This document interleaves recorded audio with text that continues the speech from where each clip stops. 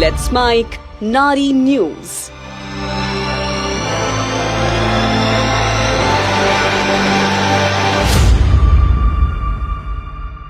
नमस्कार, let's mic में आपका स्वागत है।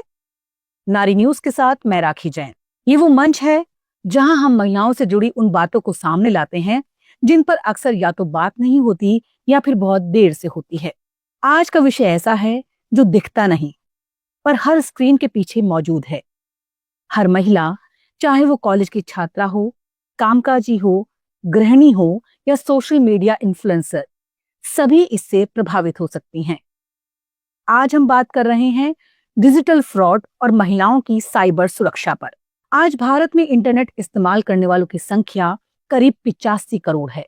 इसमें लगभग आधी संख्या महिलाओं की है और ये आंकड़ा तेजी से बढ़ रहा है। मोबाइल एप्लीकेशन से लेकर सोशल मीडिया, इंटरनेट बैंकिंग से लेकर डिजिटल पेमेंट्स तक, महिलाएं अब डिजिटल रूप से सक्रिय और आत्मनिर्भर हो रही हैं। लेकिन जिस डिजिटल दुनिया ने महिलाओं को आवाज दी है, आज वही दुनिया उनके खिलाफ चुपचाप साजिश रच रही है। नेशनल क्राइम रिकॉर्ड्स ब्यूरो के अनुसार 2023 में भारत में 65,000 से ज्यादा साइबर क्राइम के केस दर्ज हुए।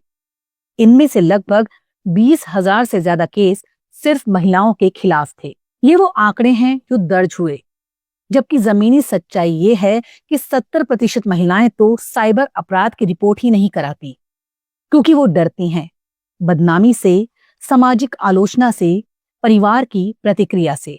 आइए सबसे पहले जानते हैं कि किस तरह के साइबर क्राइम का सामना कर रही हैं महिलाएं। रोमांस स्कैम ये एक बहुत आम धोखाधड़ी है जिसमें अपराधी महिला से प्यार या दोस्ती के बहाने संपर्क करता है।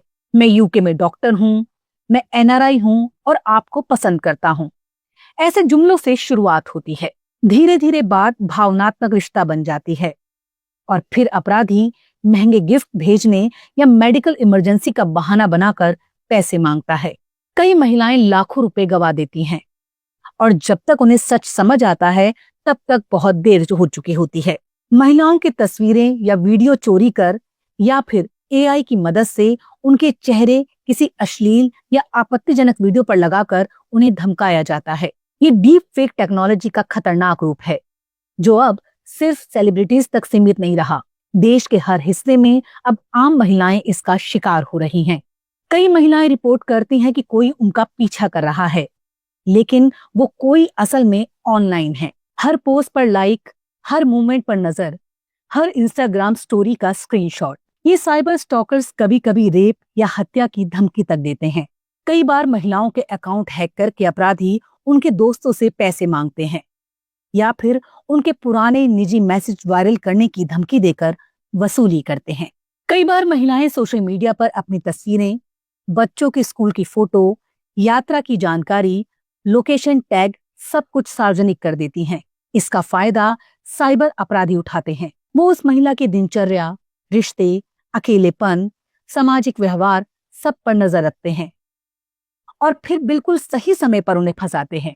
ये सिर्फ डिजिटली स्मार्ट होने का मामला नहीं, ये साइकोलॉजिकल ट्रैप है। एक उदाहरण से समझिए। नीलम दिल्ली की रहने वाली 27 वर्षीय महिला है। उन्हें इंस्टाग्राम पर एक प्रोफाइल से दोस्ती का प्रस्ताव मिला। प्रोफाइल में फोटो, कुछ रील्स थी, म्यूचुअल फॉलोअर्स भी थे। धीरे धीरे चैट हुई और फिर वीडियो कॉल। एक दिन कॉल के दौरान उन्होंने कैमरा ऑन किया और यही उस अपराधी का मकसद था। उसने वीडियो रिकॉर्ड किया और अगले दिन धमकी दी, वो वीडियो वायरल कर देगा अगर नीलम 25,000 रुपए नहीं भेजती। नीलम ने डर के कारण पैसे भेज दिए, लेकिन वो यही नहीं रुका, फिर 50,000 मांगे। तब जाकर नीलम ने साइबर सेल में रिपोर्ट की, लेकिन उन्हें ये लड़ाई अकेले लड़नी पड़ी। परिवार को बताने में डर, पुलिस से बात करने में झिझक और मानसिक तनाव अलग से। भारत में महिलाओं की साइबर सुरक्षा से जुड़े कई कानून मौजूद हैं। IPC section 354D cyber stalking के लिए, IT act section 66C, 66D पहचान चोरी और फ्रॉड के लिए, आईटी एक्ट सेक्शन 67 और 67A अश्लील कंटेंट फैलाने पर, पॉस्को एक्ट यदि पीड़िता नाबालिग है और इंडियन एविडेंस एक्ट डिजिटल सबूतों की वैधता तय करता है। लेकिन समस्या ये है कि अधिकतर महिलाओं को इन कानूनों की जानकारी नहीं होती और पुलिस विभाग में भी साइबर अपराध को लेकर संवेदनशीलता की कमी है। अगर आप या आपके जानने वाली किसी महिला को ऑनलाइन कोई परेशान कर रहा है तो तुरंत ये करें। राष्ट्रीय साइबर हेल्पलाइन नंबर 1930 पर कॉल करें। वेबसाइट www.cybercrime.gov.in पर जाकर ऑनलाइन शिकायत दर्ज करें। नजदीकी साइबर क्राइम पुलिस स्टेशन में रिपोर्ट करें। अपने फोन से सारे स्क्रीनशॉट, चैट, ट्रांजैक्शन डिटेल्स सुरक्षित रखें। ये सबूत हैं। डिजिटल सुरक्षा के लिए कुछ जरूरी टिप्स हैं जिन्हें हर महिला के लिए जानना जरूरी है। सोशल मीडिया अकाउंट्स की प्राइवेसी सेटिंग्स चेक करें। अजनबी से कोई पर्सनल जानकारी शेयर ना करें। कोई फोटो या वीडियो किसी को भेजने से पहले सोचें। किसी भी लिंक या क्यूआर कोड को बिना सोचे ना खोलें। डबल फैक्टर ऑथेंटिकेशन हर जगह ऑन रखें। बैंकिंग एप्स में कभी भी किसी को ओटीपी पिन ना बताएं। ये भ्रम ना पालें, ये सिर्फ शहरी महिलाओं की समस्या है।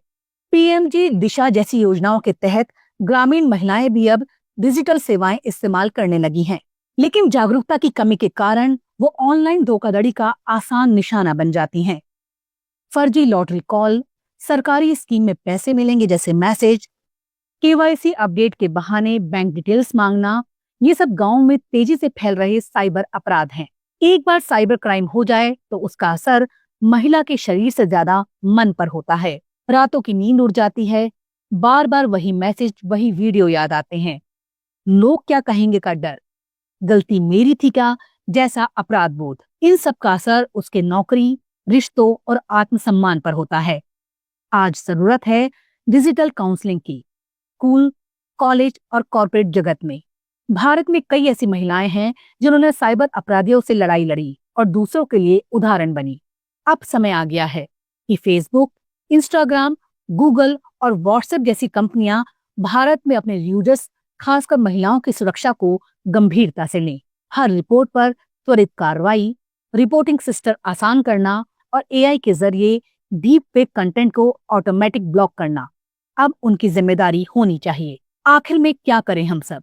बेटियों को डिजिटल आजादी दें, लेकिन साथ में डिजिटल सेफ्टी की समझ भी दें। घर में इंटरनेट एथिक्स की खुलकर बात करें। अगर कोई घटना होती है तो पीड़िता को दोष ना दें, उसका साथ दें। खुद जागरूक बने और दूसरों को जागरूक करें। नारी न्यूज में हम यही मानते हैं कि अगर महिला ऑनलाइन सुरक्षित है तभी वो असल में स्वतंत्र है। आप देखते रहिए नारी न्यूज। हम फिर लौटेंगे एक और जरूरी मुद्दे के साथ। तब तक सतर्क रहिए, जागरूक रहिए और दूसरों को भी सुरक्षित बनाइए। नमस्कार। आप सुन रहे थे let's mike more than radio.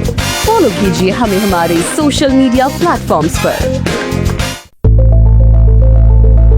It's time for news.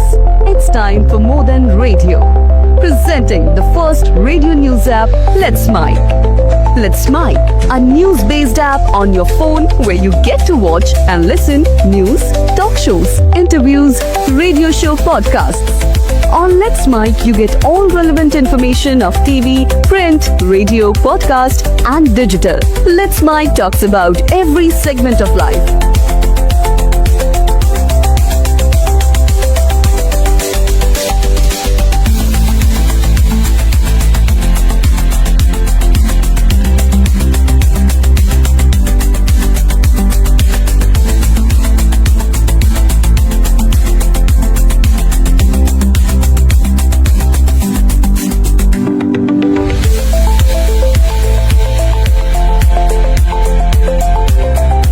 Download the app now from Play Store. Available both on Android and iOS mobile phones.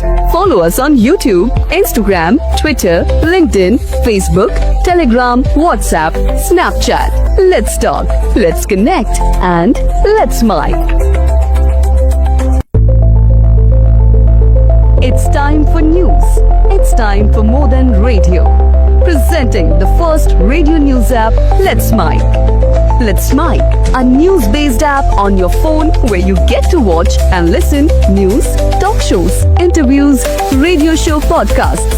On Let's Mike, you get all relevant information of TV, print, radio, podcast, and digital. Let's Mike talks about every segment of life.